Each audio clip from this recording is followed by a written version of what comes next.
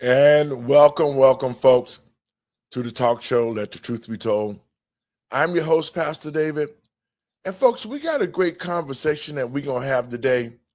We're going to talk a little bit more about the tariffs, and we're going to talk a bit more about the Democratic Party and how they left this country and how bad of a shape that it was in. So if you ain't got nothing to do, call your friends and let them know you're listening to Let the Truth Be Told radio. I'm your host, Pastor David. Y'all come on in.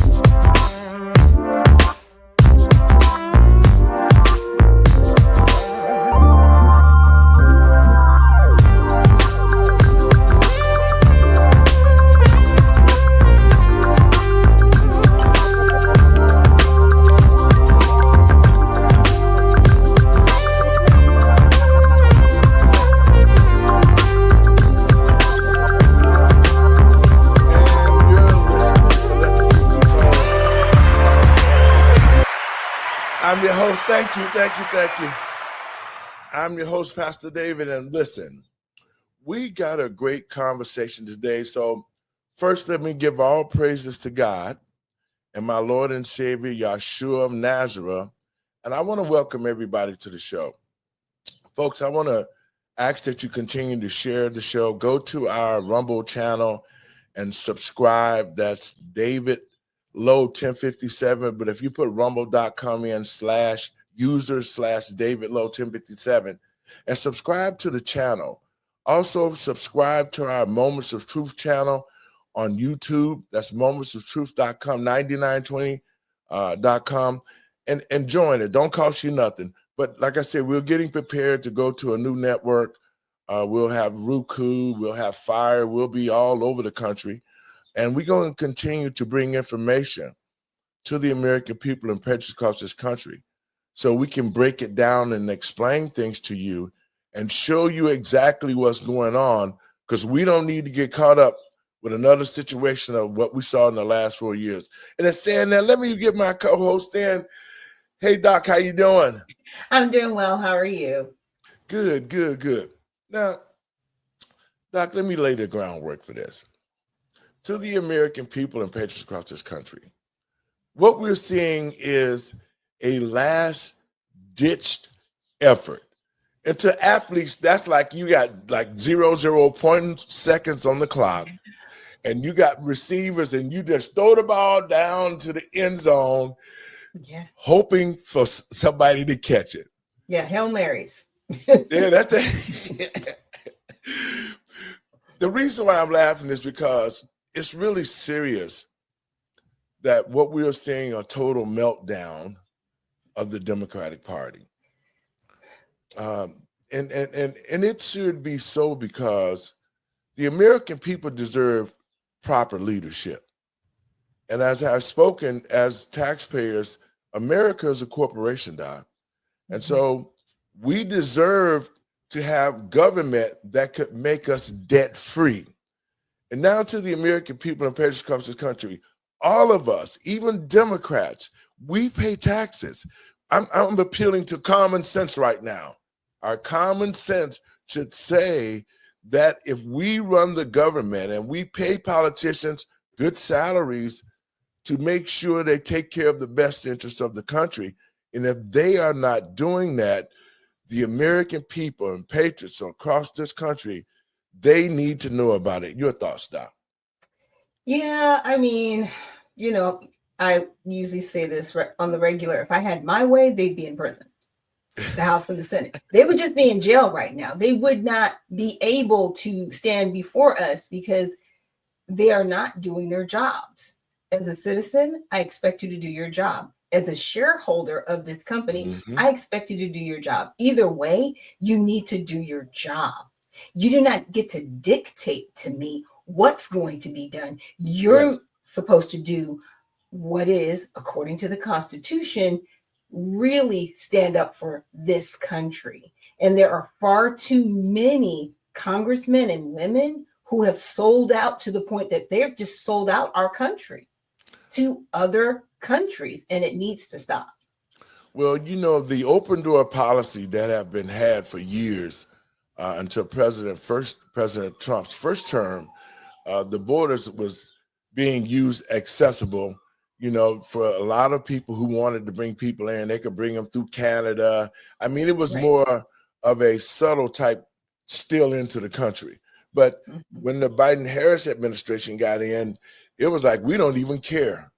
We don't care if the American people, because that was the psychological things that they were doing to us, because they felt so brazen that at this time, or it was a last ditch effort that needed to happen because they needed the replacement migration. And so, you know, whatever that it was not the best thing that political leaders should have been doing for the citizens of the United States of America. Let me say that like that, you know. And so now that we see, and this is why I'm saying this to the American people and patriots, because now as Americans, we are going to have to stand in unison together, because we see that there's so much corruption in our federal government that we cannot let a party like the Democratic Party continue to create situations, because, you know, we're having the race baiters like Al Sharpton now. They're out here trying to start marches about the DEI. Al and them trying to trick black people to coming out, and then they're going to bring illegals out with them and mix them like we supposed to be all one big game. It's all of this posturing and game playing, and none of it is benefiting the black people nor the American citizens. Your thought, Doc?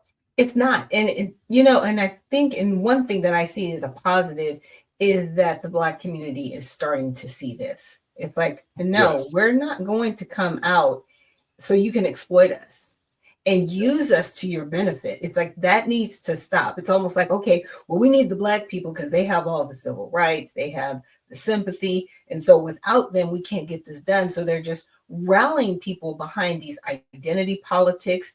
And this, it's more propaganda than anything, especially with the destruction of the different Tesla dealerships. And they're really trying to, like I said before on one of our shows, they really need martial law at this point because they have nothing else. They need riots in the street because they have nothing else. They really do not have a position. You know, there used to be a time in this country where Republicans and Democrats, they could see eye to eye and they say, you know what, we're both going to support whatever bill this is because it's beneficial to the country. And they weren't being divisive just to be divisive. And now we're at a point in our country where it's like, well, I can't go along with you because you're a Republican, or I can't go along with you just because you're a Democrat, right? Well, there are certain bills that each party can champion behind, and they should have an unbiased, nonpartisan position. But there's so much in the trenches that I just don't see where we go from here politically. Well, you know, and this is why I say it is important for stations like ours to break things down to the American people so that they can get a good idea and use common sense tactics to deal with the issues, because there is a problem here in the United States with the political party. You know, it's one bird with two wings, but they have entrenched themselves against each other so bad that they are not concerned about the American people welfare. It's about it's a couple of things. See, it used to be where politicians would come together, even though they had differences, because there was honor amongst thieves. Right. There was honor amongst thieves. And so when it came down to the public and when it came down to the people of the country, those thieves got together and they made sure they did the right thing for the country. Right. Whether they hated each other guts or not, they still did their job they were paid to do and go and make sure that the American people best interest is being served to the people. They did it. Yeah. But now we can see it is that the two parties are so fierce at each other that the rights of the American people are being trampled upon, and they're empowering themselves to control the people. See, that's what the big problem is. It's a matter of control. And this is why I want the American people to really wake up, because we now have to see exactly what the two sides bring to the table. The truth is in front of our face right now, that we have to understand that what the Democrats and the culture war and the culture change they brought to this country was not good for the American people. Right. And even though they knew that it was bad for the American people, but it was outside interests who wanted to bring this country to its knees so it could be controlled by the Democratic Party and the George Soroses and the Obamas and the Clintons and all the other oligarchs who was working behind an incompetent Joe Biden. They made an attempt, and this is where the good and the evil come in at. Even though the Republican Party is not the party that, is a righteous party, but they are doing things that are right, and they're keeping the structure that the American people are used to, and that's how the country should be ran. It should not go ahead, Doc. I would say for the most part, the Republican Party is doing that. The only ding I really have on the Republican Party is the fact that they're really not there for races that are needed. Like, for example, in Wisconsin, it was very difficult for the local GOP to get the support of the national GOP in a race that was very important when it came to, I guess, their state Supreme Court in Wisconsin. And so I look at things like that and I'm like, okay, Republican Party, you can do better. They are doing what they need to do. But when it comes to the very local politics, I'm talking about being mayors and commissioners and councilmen, they're really not there. They're not focused on those races. And those races are extremely important because somebody brought it up best. You've got all of these other cities, towns, we'll mention maybe Detroit or New York City or even Chicago, and they have Democratic leadership and the cities are in shambles. However, the Republican Party really isn't there at the local level to help the city, and they don't support those races. Half the time, they're not even on the ballot. Exactly. So it's almost like they'll let those cities fall apart so they can argue, hey, we can do better for you, but you're not at the local level to do better. To the RNC, thank you for checking me out, but that is the problem. The Republican Party has not been visible, especially in the minority communities like they should. And the sad thing of it is, to the national chairman of the Republican Party, it's going to be difficult coming up in these midterm races. And I want you guys to hear me closely, because I know you watch my show and I appreciate it. If you don't create a Republican Party that is willing to get into the trenches and make themselves known in the Black community to build trust as an alternative to what they've seen. See, this is what the Republican Party needs to do. They need to clean house, because like here in Chicago, they have Republicans who are really Democrats. And they hold key positions. They hold key positions. And the Republican Party here does not actually be visible to the point where they're reaching out into the Black community. They're standing against, helping with crime. They're not standing against police brutality. They're not trying to create legislation to make the communities better. And so that's why the Democrats have had a way to get into the Black community, because even though they don't do these things to help Black people, they still lie and say they are going to. And that's the hope that Black people have, and how they've been able to manipulate the Black community, saying, yeah, these guys won't even consider it, but we'll think about it. Just give us a chance. Your thoughts? Well, and that's why I founded the Redemption Party, because of that very fact. I really noticed that both parties have truly failed the American people. On the Democrats, over promising and under delivering. And then with the Republicans, they're just scared to come in at all. And it makes no sense, because Frederick Douglass actually founded this party. He's a Black man. It doesn't make a lot of sense that you're not in the Black community. It doesn't bode well. And, a Democrat can't call the Republican Party racist because you're not showing up. You're not doing the groundwork. And like I said, that is why I founded the Redemption Party, because I wanted a party that was based on tenets. I wanted a party that was not really absorbed in ideology to where we see now, like, I'm going to be against something just because you're for it. With the Redemption Party, we have fiscal responsibility, limiting federal government to empower local government, one community at a time. And that is the basis of the party. And that's it. You don't get out of that. You don't get around that. There's not all these ideologies swinging the party back and forth. We have a one-track mind, and that is to help this country one community at a time.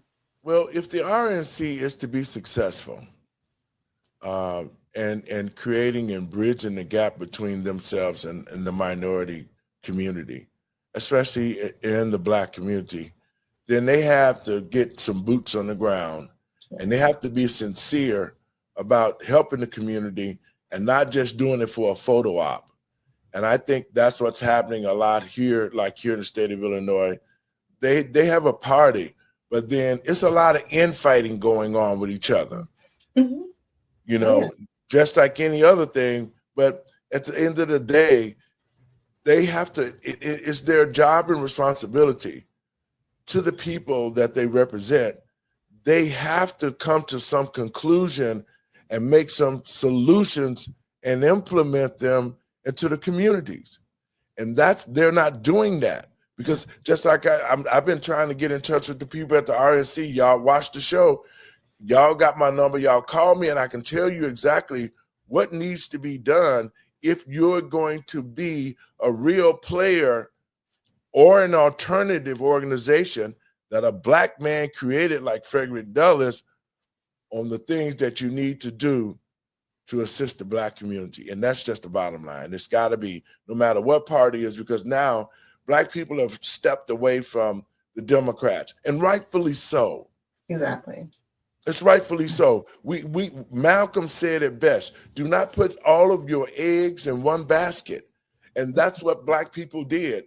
We put our eggs in the Democratic basket, and that basket seems to get holes in the bottom of it every time that we put them up in there. And they say, well, it'll hold for a while. As soon as the election is over, all the eggs fall out and break. And it's, well, next time we can get it. Right. But the thing of it is now there needs to be a party that steps up. Yes. To fill the void, because I don't want to feel like I have to accept the lesser of two evils. Exactly. And it shouldn't be that way. But any party that's going to be a political party, you have to maintain the ideology of, I am a servant to the people. That's the ideology that they've gotten away from. Mm-hmm. Because when you are a servant to the people, you're going to do everything right so that the people can prosper or take care of the needs of the people the right way, Doc. Yeah, because it's not rooted in their party. That's the problem. Like I said, that's what separates the Redemption Party from the Republican and the Democratic Party. See, it's rooted in our party. It's in our tenets, one community at a time. that is focusing on the citizens that are there, one community at a time. So that's, and our candidates have a pledge, that they have to respect and do what they're supposed to do according to their constituents. So we can hold people's feet to the fire. They can't wiggle out of it. They have to do their jobs. And as much as we want the Democrats and the Republicans to do their jobs, they're not servicing the people. They're servicing the people that give them money. And that's one of the biggest issues that both parties do have. And this is what I say to my community, to the Black community. We must stop sleeping and awake, because we need to do research on the candidates that we choose and we put into office. It's just that simple. We cannot rely on radio station WVON. And while I'm at, I want to say something to the Black community regarding WVON radio station here, 1590 here in Chicago. It is not conducive to get good information regarding situations that's going on in this country from WVON, because WVON is owned by the Democratic Party. They will never give Black people here in Chicago correct information. And I want to send a shout out to Karen Hicks. She's a friend of mine. She is as old school like I am.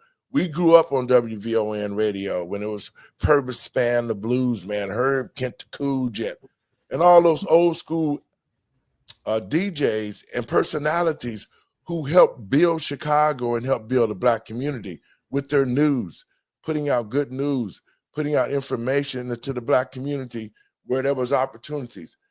That WVON is gone. That radio station, it is a historical station, but it is poisoning the Black community because it's not giving both sides of the story. That's what I'm saying.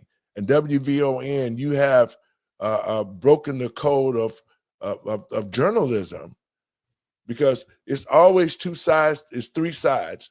It's your side, my side, and the real side, okay? And we have to maintain the level of continuity to say that we're going to keep it real. We're going to keep it to the truth.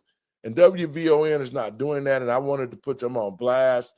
And so other leaders who have been here in Chicago, man, it's sad in our city that we have Black leaders who take money and who ride the middle of the fence. They'll take money from the Democrats. They'll take money from the Republicans.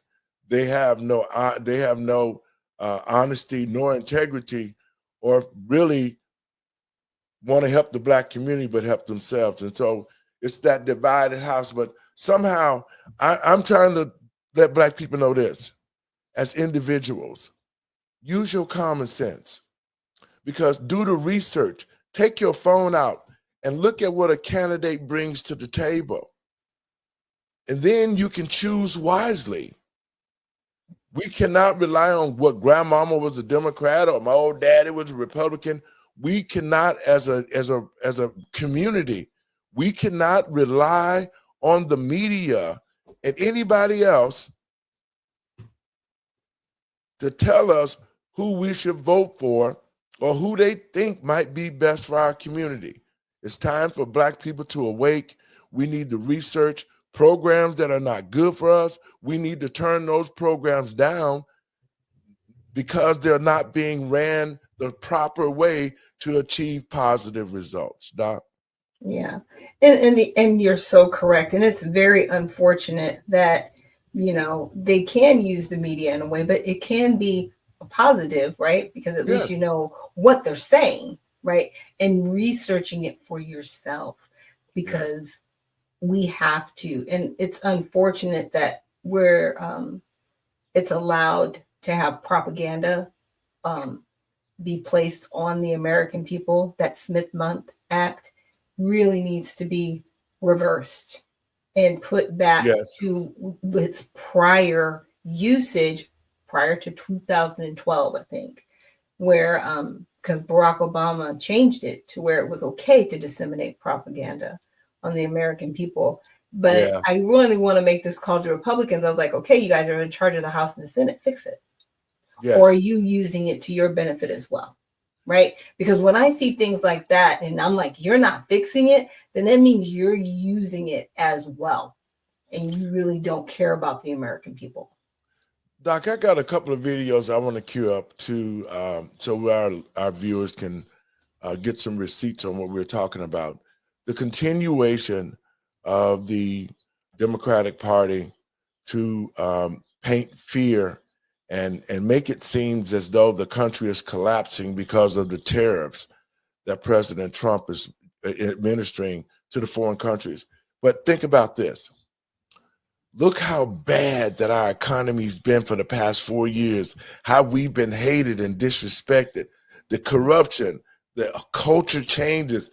I mean, our country has been a hellhole. So what the president is doing with these executive orders is he's turning things back to the way that they was.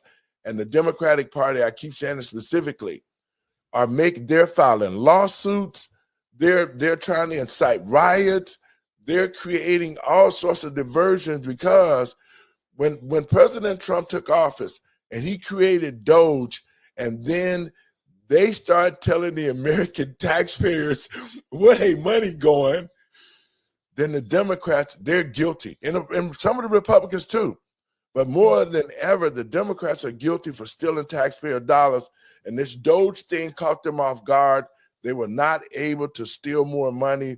They are worried because now the American people know that they're nothing but a bunch of crooks, liars, and thieves, and they hate this country.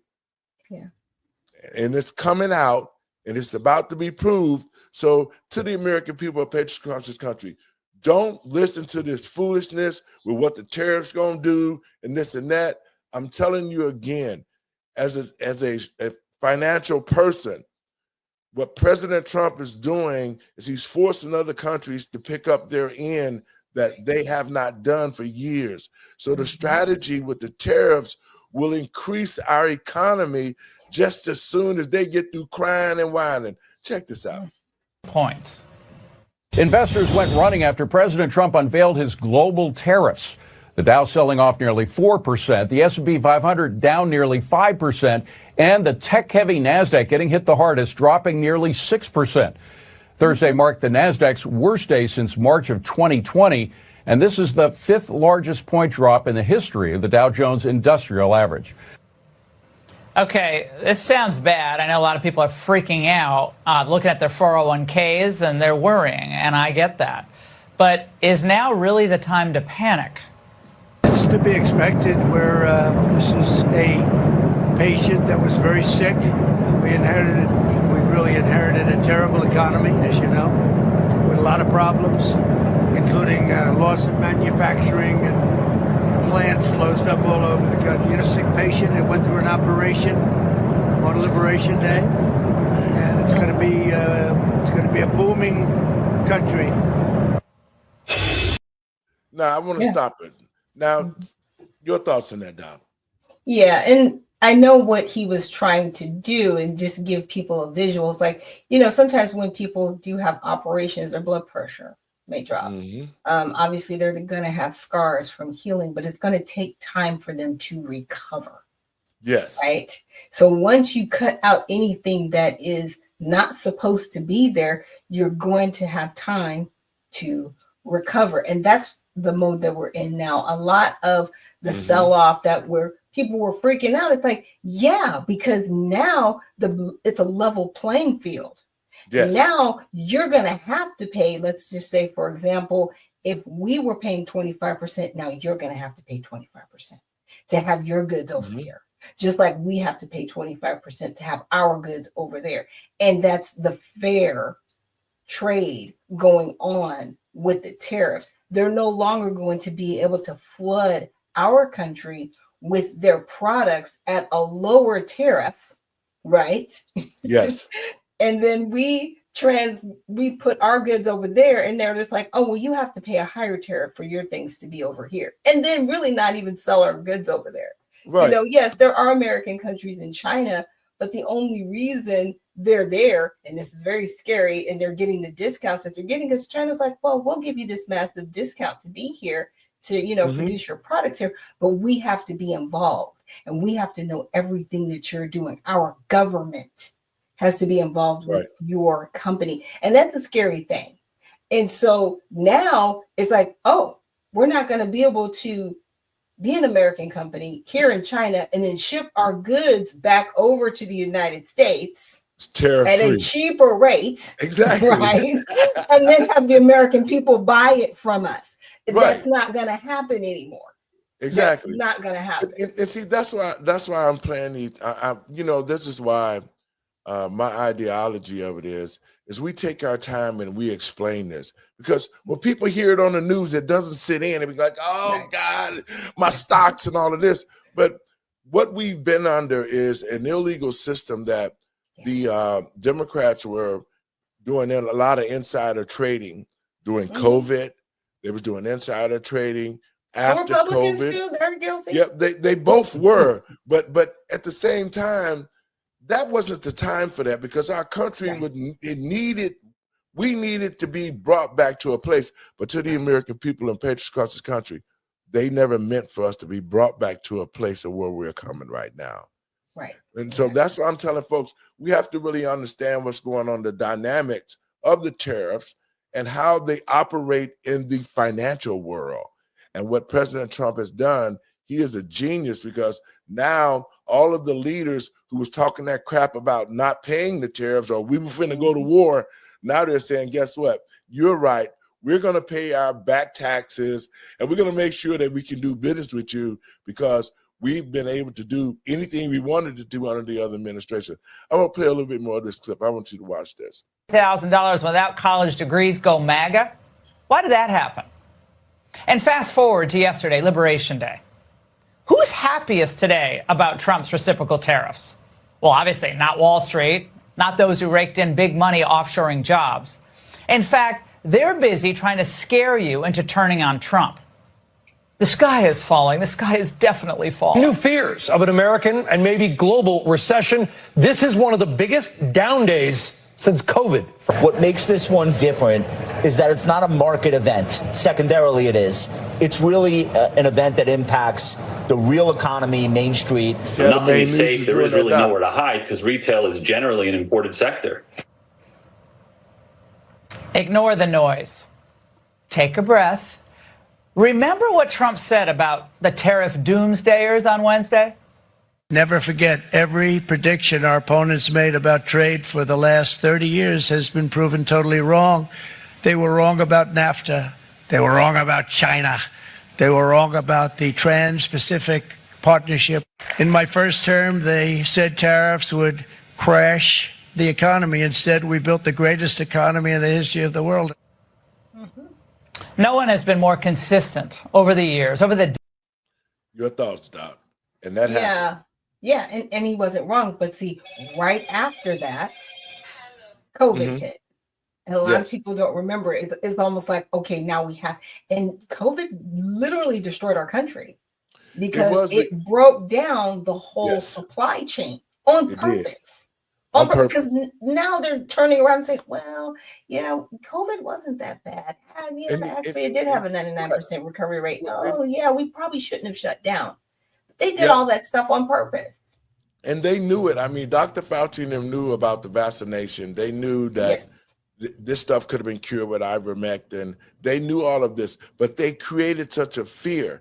And that's when a lot of laws was changed during COVID. A lot of the culture stuff, you got Pete Buttigieg, whatever his name was, that's a transportation secretary, the first gay, whatever. I mean, that's when we saw all of these new cultures coming out during COVID, which was affecting us as the American citizens. So that's how all the changes were made. And so when President Trump did get back into office, that's why you saw all these organizations who were running around to 2025. No, what they knew was when Trump got into office that he would find out how bad they had really messed this country up, and he would start reversing the trend so that the American people could get back in control of the government and the rights of the American people could be restored.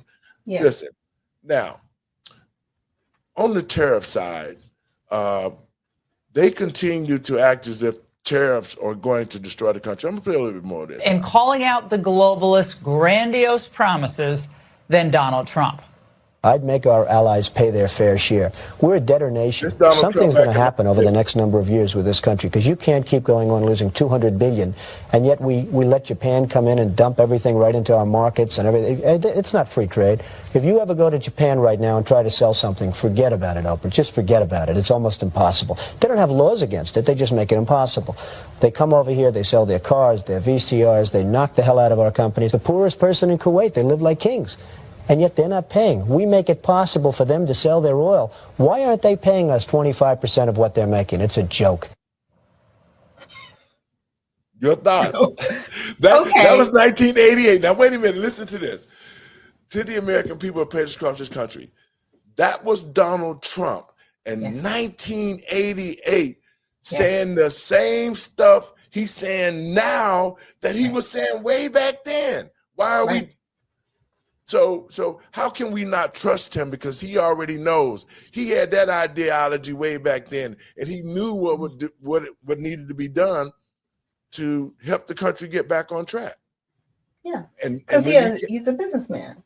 You know, and a lot of times people will say, well, he's a horrible businessman, and all these companies. Look, I've worked for major corporations. They file bankruptcy all the time. They just do it all the time. I work in the legal department. I've drafted the documents. I've been at the signing parties. Like, they do this stuff all the time. They hide assets. And there's nothing illegal about it. It's the way they go about it, right? Because they're trying to make sure that they sell off bad parts of the company to keep their main companies solvent.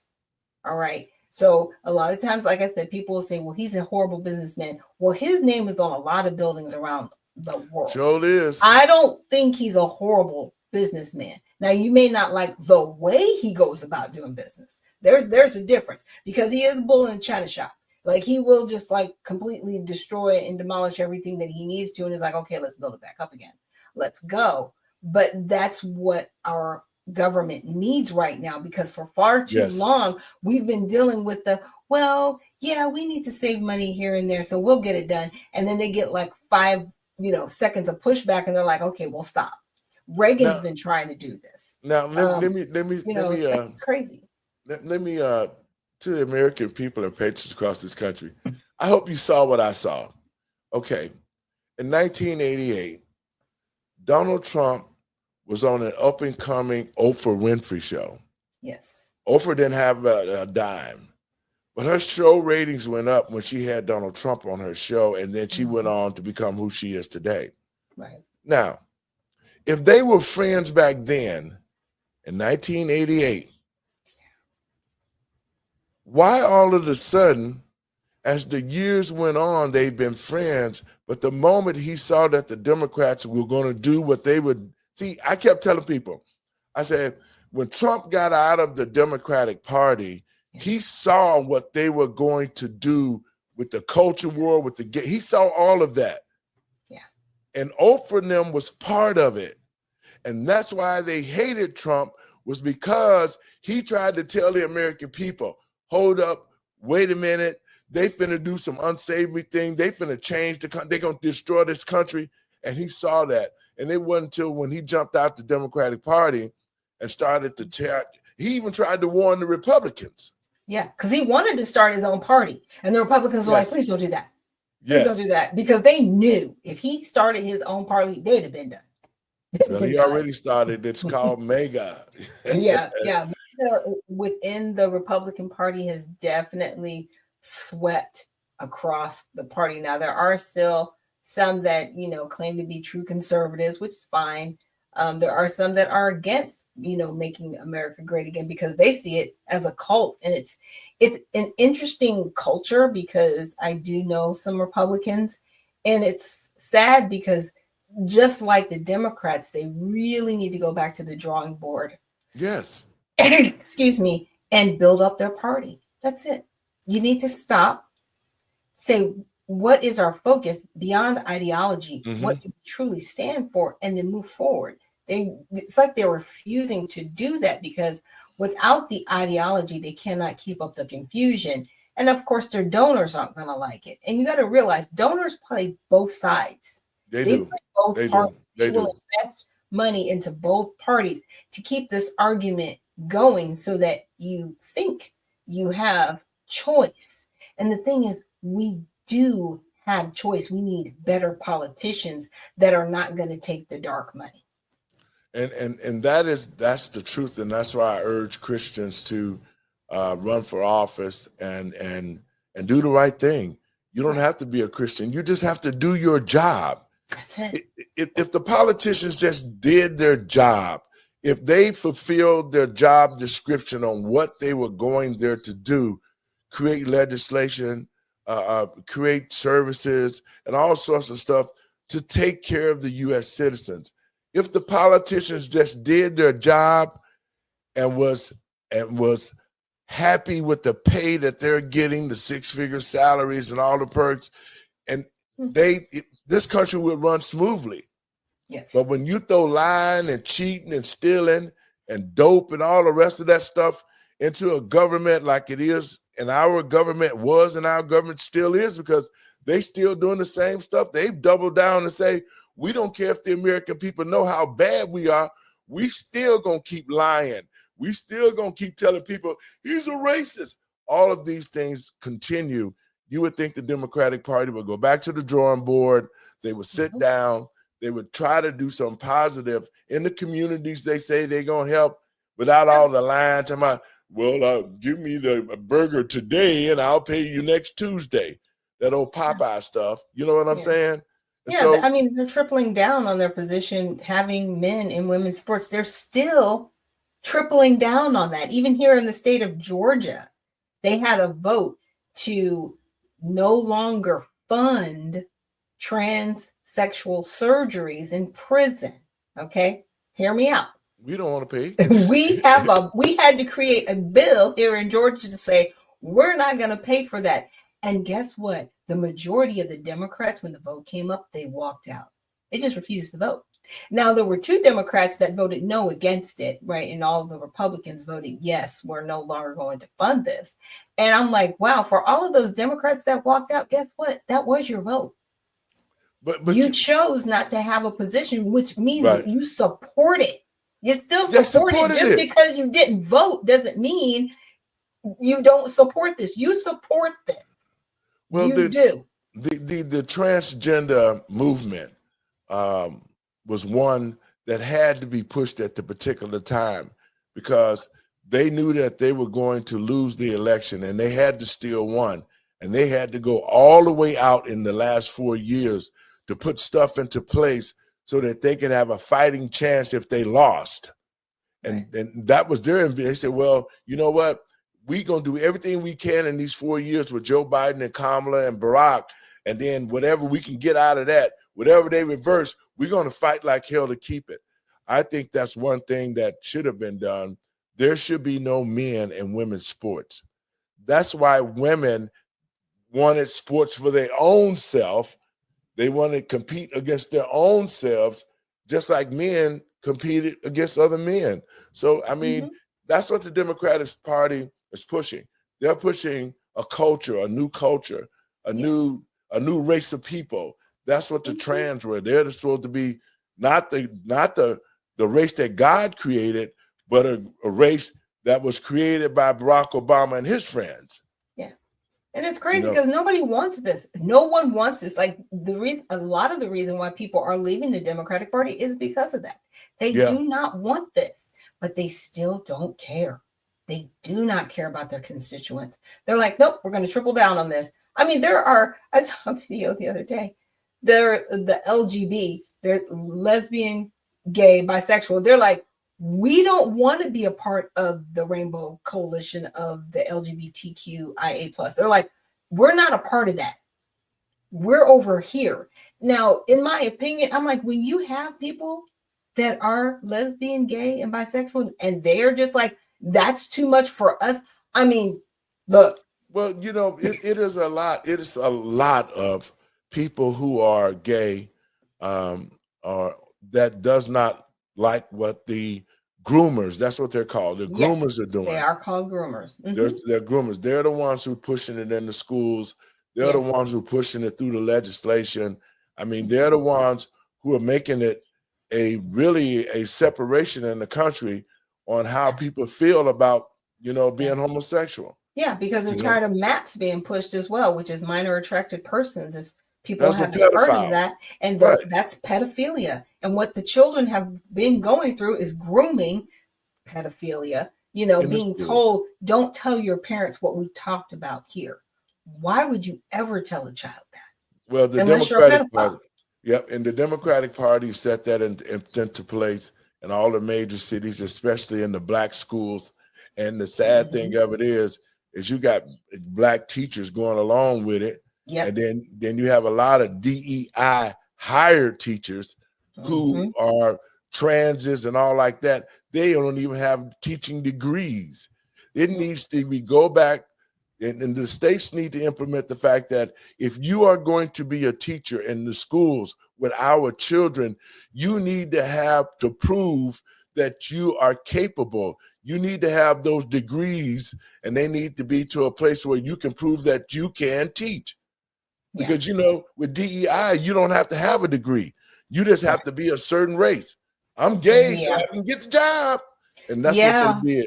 Because I think Jasmine Crockett just admitted that in one of her many, I won't call it a concession speech from her seat in some of these committees, but she actually stated, like when she went to her first job, she goes, you need to hire me because I'm Black. And that's ridiculous. And that's just ridiculous. You have no credentials. You have no actual, experience, but because you're Black, that's why somebody should hire you. It's like, no, that's not a reason. You're right, Doc, but listen to this. We saw that in the Biden administration. We had Pete Buttigieg, transportation. Then we had the gay guy that was head of the energy company that was stealing people luggage and all that other stuff. That was the whole move, and that was part of what Barack Obama did. He put these people in place behind the taxpayers' back because they knew that when Joe stole his way in, they just pushed it out and they just did whatever they wanted to do to the American people. I got another clip I want to play. This is from Jesse Walters. Check this out, Doc. The Jesse Waters prime time tonight. I cannot think of another president in my lifetime who knocked down the stock market simply by opening his mouth than Jimmy Carter. Eureka! I have found him. Everyone's having a good old tariff tantrum. I think it's going very well. It was an operation, like when a patient gets operated on. Talk about a big cover-up. I just want to ask a simple question. Who in the heck was running the country? I honestly really question that. They're saying Joe Biden wasn't the president. So who was? They need to almost burn the house down. DEI is dead. Isn't this its funeral? Oh, absolutely not. You must be kidding. You're a comedian? Happy DEI Thursday. Plus, I am a proud soy boy.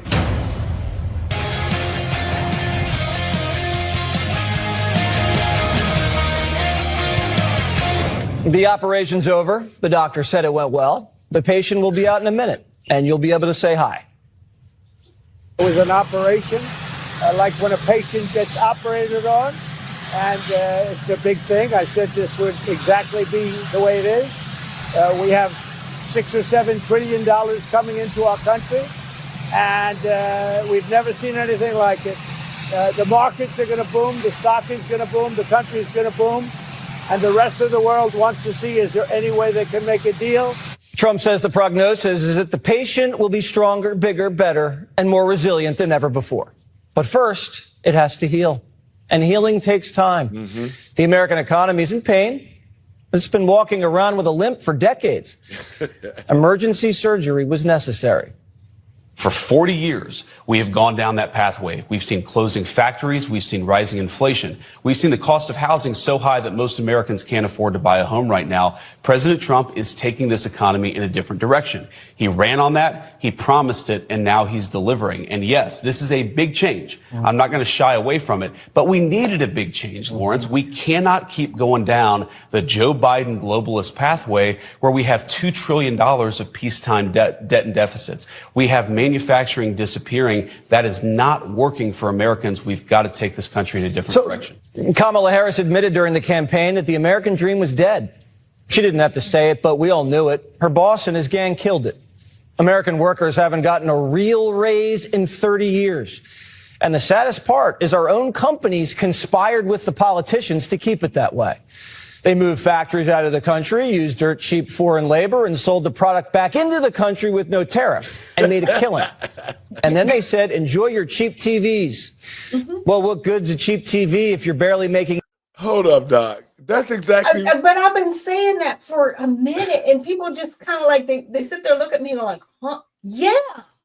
That's what we're trying to say. I mean, exactly. Roe told people, when NAFTA gets in place, you're going to hear a giant sucking sound. Okay?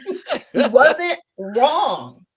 But you know, see, and this is what reason why I'm playing this, because I want our listeners to see how easy it is that we educated. Excuse me, we've educated ourselves, because, like I said, I'm from the financial world and contracting with the Navy and the Army and the Corps of Engineers, so I know how an economy can roll. But a lot of people don't know that. And what you said before, you have not heard this clip, but what you said before we put it on is exactly what they're saying, what's going on. Let's listen to a little bit more of that. Honey, your factory closed down and you live in a ghost town. Watch your shows and shut up is basically what they said. Is that really the best we can do for the country? What gives you so much certainty that this is going to work and that this isn't going to hurt the everyday American? The largest tariff and trade barrier country in the world is China, and they don't have inflation. So these things don't occur the way people suggest they do. This is a reordering of global trade for the benefit of America.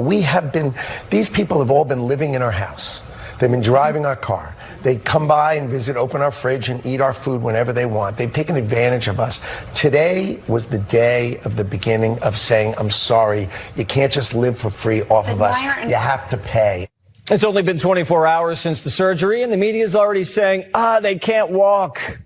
Paul Krugman wonders, will malignant stupidity kill the world economy? Well, Krugman knows a thing or two about being malignantly stupid. He's the one who said if Trump was elected in 2016, he'd plunge the world into a recession. Instead, wages rose, unemployment hit 50-year lows, the stock market hit all-time highs, and we had zero inflation. And Trump's not worried about the world economy. He's worried about the American one. Jim Cramer's chiming in, too. We have a market that was doing extremely well last year until the Trump administration saw the level. Now, Doc, let's talk about that. Now, you see what they're saying. And if Trump had that idea in 1988, you would have think that some of those politicians would have implemented that, but they didn't. No. So now that he's actually doing it, it's working. Your thoughts? Well, and that's the thing. Like I said, these politicians took dark money to destroy America. Like, I just need people to get there. If someone is actually trying to help you, you will see the results of that. You will see the fruits of that labor. There has been no fruit from their decisions. There's been rotten fruit. There's been a decline in our economy. You know, when you look at Russia's subway system compared to the New York subway system that we spend billions of dollars on, what's going on? And I'm looking at that, and I'm trying to make the comparison of the tariffs with that. It's like, hey, you can go over to China, you can see their economy is booming. They don't have inflation. Exactly. Why? Because they're not selling our stuff in their country to the level we're selling their stuff in our country. Exactly. Okay. And they're making money off us hand over fist, and we don't make a dime off them. And that's what the American people need to see, where we're breaking it down like that, because you have to understand in business, We can't continue to open our doors and let people take, and they not pay. And then when we go to your country, we're shelling out our money like crazy. So this is much needed. Now I want to play a little clip because, the demise of the Democratic Party is at hand. And so I want the American people to see exactly what's going on. Stuck in traffic. They were getting cut off. Someone in the president's entourage thought, quote, Trump could get rammed. A year later, he was shot. But the day after Butler, security was still lacking. Trump's family was staying at a hotel in Milwaukee at the convention, but the Secret Service refused to put magnetometers at the entrance. And then they tried to fire Trump's most trusted agent, Sean Curran, one of the guys who saved Trump. Cheadle, the weasel, wanted him to be the fall guy for Butler. Trump's team said, if you fire him, we're going public with everything. Cheadle backed down, and Trump appointed Curran to Secret Service director. Did Biden even know his people were putting his opponent in the crosshairs? Talk about a big cover-up. I mean, we've been talking a lot about Donald Trump lately. I just want to ask a simple question. Who in the heck was running the country? If the president's mental acuity was in question and some days he's on and some days he's off, was the guy really capable of doing the job day to day? I honestly really question that. At this point, we can't confirm Biden was aware of anything that happened in his term. Wow. His team knew he was mentally defunct even before 2020. Right. They were sitting in the Oval talking about campaign strategy for his second run. And one aide said this, in 2020, we had this great excuse of the basement, of COVID, to keep him out of the public eye. Right. We no longer have that excuse. What do we do? Biden couldn't even celebrate his favorite holiday, St. Patty's. Obama's chief of staff was in the room and saw Biden using a teleprompter to talk to people. Quote, if the president needed a script for a small gathering of Irish guys, how would he survive the rigors of a campaign? How are they letting this thing go on? This is crazy. Everyone knew about Biden's condition, and then the dam broke on debate night. The machine that protected him took him out. Obama's knife cut the deepest. As the walls closed in, Biden felt abandoned. It was his perceived betrayal by Barack Obama that stung most of all. What hurt was that Obama hadn't picked up the phone and called him. Ron Klain, Biden's chief of staff, tried to save the ship. After the debate, Klain told Joe to stay in D.C. and fight the coup. But Biden took the weekend off and did a photo shoot with Annie Leibovitz at Camp David instead. Then Klain tried to win over the squad by setting up a Zoom call.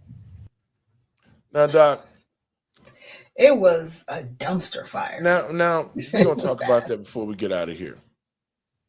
To the American people and patriots across this country, now all of a sudden, when Joe Biden had been sick a long time, Doc. He was really sick. Yeah, he was. There need to be some heads rolls, those Obamas, all of those people who were saying Joe was well, that Democratic Party head, they need to see some jail cells. What are your thoughts on that, Doc?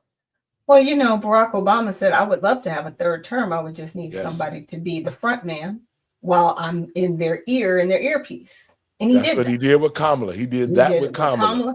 And he was also doing it with Joe Biden. Yes, he was. To an extent, right? Because Joe, when he was reading from the teleprompter, he was literally reading from the teleprompter. He read the prompts that he was supposed to be given from the teleprompter. Even when he had the script in front of him, when he was supposed to call out reporters, he would read, call reporter from NBC. And say their thing. So we know that there was a decline, and it was truly abuse. And it was very sad to see that a party they were so bent on having this person be president so that they could push through laws that did not service the American public, that they were more concerned with power than they were actually serving the people of this country. Now all they want to do is scream and yell and say, hey, you need to rail against this person because we don't like them and we need to just rail. It's like, no one can listen to that anymore. Our country is in shambles. The cities are in shambles, and it's because of your policies that we're here. Things need to change. Well, you know what, Doc, and you're so correct. And you just sort of just set things up for the next clip before we get out of here. To the American people and patriots across this country, what's happening is this. Even though we're sitting here and we're coming up out of this invasion and so forth, the Democratic Party is still doing things. Now, you would think that with President Trump removing all the illegals out of the country, that the country is coming back, the economics is coming back. This will allow job opportunities for all minorities, communities, and everybody as the country grows. But the Democratic Party still doubled down because they want us to think that President Trump is a racist, he's doing all these things that's going to harm us, but they're not telling the American people that the Democrats are going to court to fight the president from rebuilding this country because they don't want the illegal guns. Check this out, and then we're going to get out of here, Doc. I want you to respond to this. News, Democrats Hakeem Jeffries, Chuck Schumer, and the Democratic National Committee have filed a lawsuit against President Trump to stop his executive order banning non-citizens from voting in U.S. elections. Yep, they're openly trying to rig elections by making it easier for non-citizens, including millions of illegal aliens, to vote, and by making it harder to catch them when they do. Now, why do you think Democrats would do this? In my view, it's because at least 80% of non-citizens vote for Democrats when they finally get a chance to do so in one way or another, and Democrats desperately need their support. According to a recent survey by Trump-hating CNN, only 21% of Americans approve of Democrats in Congress. That's a record low, as it should be, and I'm hoping it drops even further this year. We'll see. I'm Joseph Bovino, America First immigration and business attorney based in Miami and serving clients worldwide. Follow for more. Doc, your closing comments on this? You know, it's unfortunate. You know, President Trump, like him or not, wants to do right by the citizens of this country. Yes. And the Democratic Party has made their stake in the sand that that's not what they want. They would much rather have people that are here illegally, that they want to defend and that they want to keep here because they just want to bring up their numbers, because they want to replace people that will no longer vote for them. And those people are the Black community, because that's where they put them. They didn't put them in Martha's Vineyard. They didn't put them on Beverly Hills. They did not put them in the upscale areas. They put them into underserved areas that were already suffering and that were predominantly Black Americans. It's sick and it's sad that this is the hill that the Democratic Party really, truly wants to die on. And you know, in saying that, Doc, you're so correct, because this should be, and this is an eye opener, and that's why we do this on this show. We want the American people to see what's going on behind the scenes as they're out there screaming about all these bad things. Al Sharpton talking about, are you a magician? All of that is foolishness. DEI was not bent to help Black people or nobody but those who are in power. So we show these things so that you can see they're saying one thing, but yet behind the scenes, as a politician, as an American citizen, why would you be fighting to keep illegals in the country when they should not be here? Your closing words, Doc, and I'm out. Exactly. Well, thank you, everyone, for joining us for this show. And again, when you see all of these things occurring, look up, for your redemption is near. And with that, please check out the Redemption Party at usaredemptionparty.com. We are looking for candidates to be servants of the people, not politicians, and members of our party. So again, that's usaredemptionparty.com. Thank you, Doc, and we'll be talking soon. Thank you so much. Folks, I want to thank you for tuning in. I hope that you can share this around, because you really need to use common sense and start thinking about where our country is going and where it would be at had we not got President Trump in office, who are trying to return the power back to the people. And to Black Americans, this is a time that we need to really pay close attention to politics, because politics is the way that this country and the world is being ran. And if we do not understand politics, if we do not understand economics, and if we do not know the rules of the game on how this world is ran, then we will be lost forever. So Black folks, start researching, start asking questions, because you know what? Our future depend on it. Our children depend on it. God bless you. We'll see you. Have a great weekend.